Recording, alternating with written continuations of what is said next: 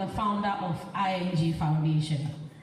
Our mission is simple but mighty: to give every child, regardless of their background, the chance to reach their full potential. This seminar is designed to activate those seeds in your mind, and it is up to you to water them with your passion, nurture them with your determination, and provide the fertile ground of hard work and dedication.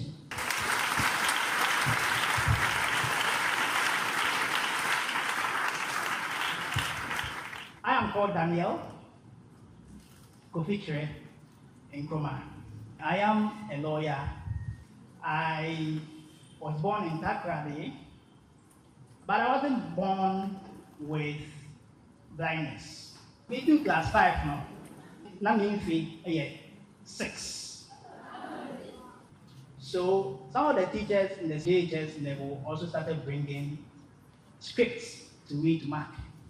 At 7? Yes, to mark our seniors. There was a time we were marking a mathematics test and then an English test together.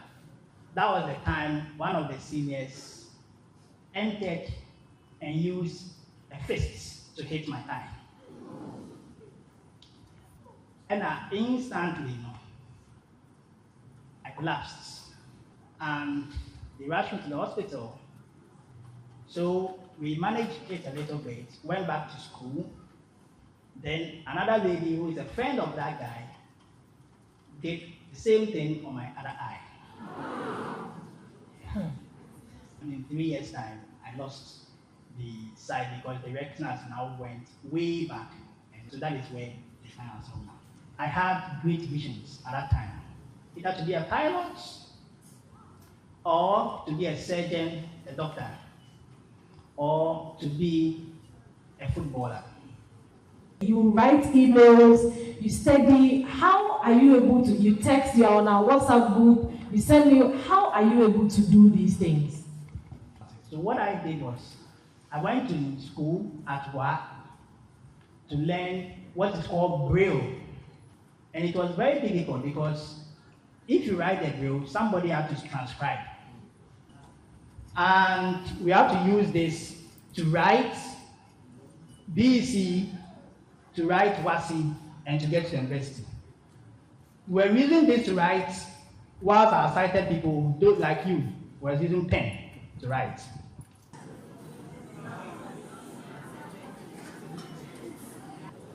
So that's all that he's doing. He keeps punching, he gets to a hole, and then he punches a number of times.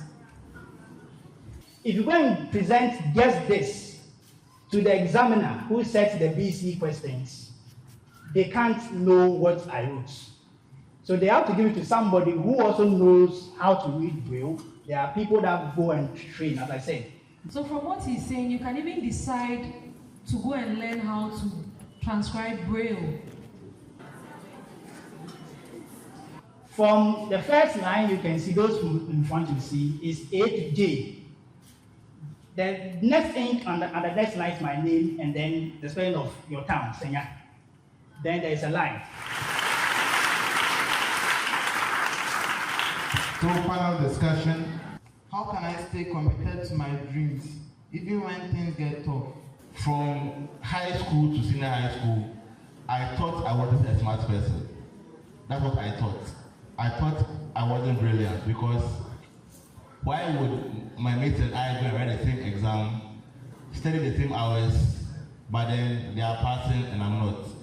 So I realized that my strength was to repetitively go over material at longer hours, at midnight and whatnot, right?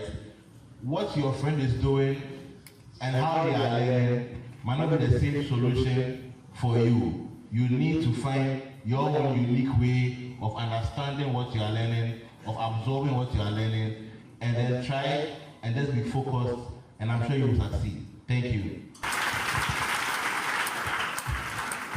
How can I maintain a positive outlook when facing obstacles? You must set a goal. Okay, my goal is to get an A in math. How do I achieve this?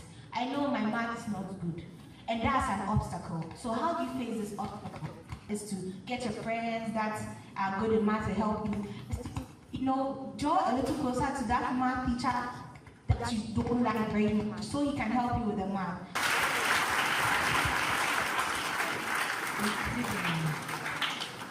How did you handle peer pressure during your school years? So the issue of peer pressure to me is having what I believe is low self-esteem. If you should have low self-esteem, that's when you start looking out for what you need in yourself out of others. And it's always at home, as I believe. If you're home and you are mostly not content with what you have, what your parents should provide for you, then you take it to the church. You wore a black shoe, Amma wore a green shoe, it matches her clothes, and they like a bag. I think someone also likes your black shoe. Someone also likes your black bag. You don't have to look at what people have to think you wish you had that. Someone also wish you had what you have.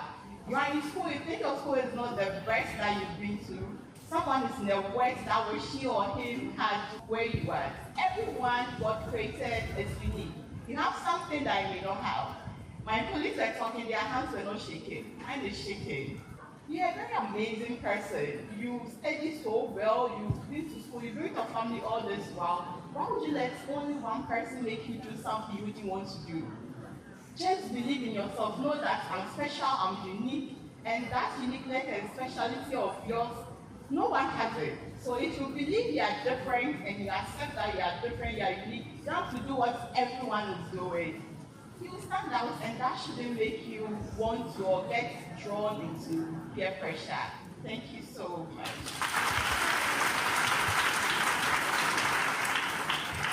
So I want to remind each and every one of you, you have a life, you have a purpose. The peer pressure has nothing to do with where you're going. You alone know your story and where you are going. So you have to remain focused. What study techniques do you find most effective? Best learning techniques. So what you do is that science has taught us that after you read something and you've made your notes, give yourself 20 minutes break before you move to the next topic. So if you are reading maybe about the air and you are done reading the topic air, before you move to the topic water, give a break. Don't continue instantly. Wait for about 20 minutes. When you come back, use about 8 minutes to see whether you can remember everything you've learned from air before you go back and say, I'm continuing to the next topic I need to continue to. In that case, you can assess yourself and know whether the break you gave yourself, everything that you learned under air has gone inside your coconuts before you move to water. How can I communicate with my parents to get more study time? So Senya Breku is a fishing town. You know when a woman or nam. Okay. Woman or nama ebwana. Or nama ebwana. Okay. Question now will be said, what's the better than when you a bit more time? What to me I said was you answer. And so honestly, which is there. And you want to casa. I catch a man, I'm a homework to be a dead Lucianzi. I am there because of BECE. Instead of me, walk from maybe at 5 o'clock to be 7. I mean, you only 1 hour pet. Never for 1 hour, from Lucianzi. As I said, I will for one bread or bread now, or your monty or a bread. And see, I catch you on that a pedagogic question they will understand. There is no success without obstacles. If I tell you, when I started thinking of becoming a military man, it wasn't easy. Way back 2012 when I completed ACHS. It wasn't easy. I went 2012, I was disqualified, 13, I was disqualified, 14, I was disqualified. It started easy being here. But I always give thanks to our honorable for bringing me to this. But let's appreciate him. But as we are shining, we say, yeah. So when I say appreciate, then they say, appreciate. Yes.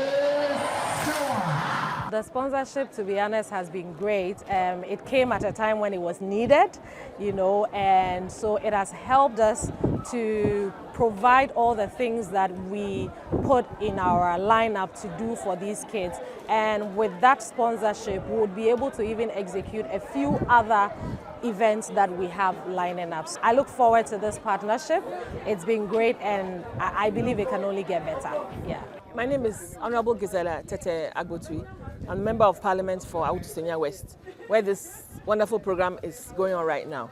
We as African Business Bureau, we believe in encouraging people, nurturing growth, helping people have businesses and help their business thrive and grow, develop.